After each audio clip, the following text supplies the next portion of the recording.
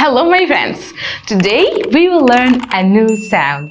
It's the g sound. Say with me, g sound.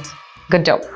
The g sound, like when you are pretending to gargling. G. That's my turn. G. And that's your turn. G. Great. What's the action for the g sound? Pretend that the water is gurgling down a drain and say g. Great. And now let's say some words together. The first one is green. Goat. Girl. Grapes.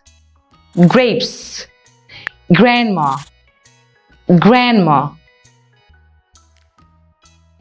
Now, which word started with the g sound?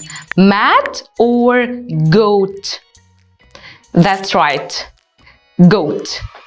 Now, let's write the g sound on the 4 lines. We have here 4 lines, 1, 2, 3, and 4. For the capital G, start from line number 1, round number 3, up to line number 2 and go left. One more, line number 1, round number 3, like K for cat capital, up to line number 2 and go left.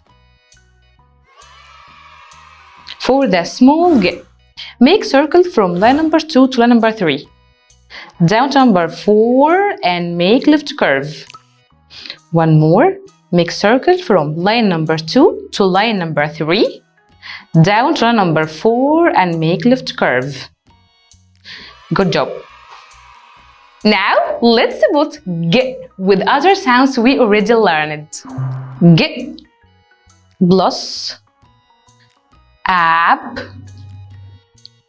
together gap.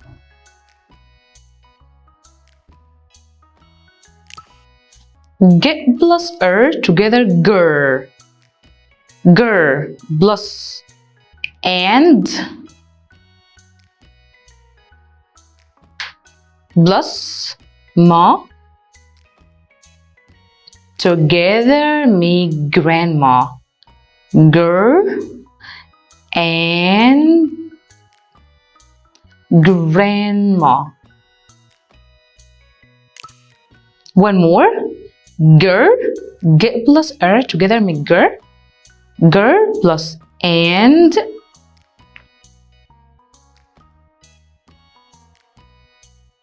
plus ba together make grandpa. Gur and grandpa. Okay. Now, let's use them in sentences. Okay, the first sentence is it is a gap. It is a gap. Put full stop here. He, start with capital. He is my grandpa. Grandpa. Put full stop at the end. She, start with capital. She is my grandma.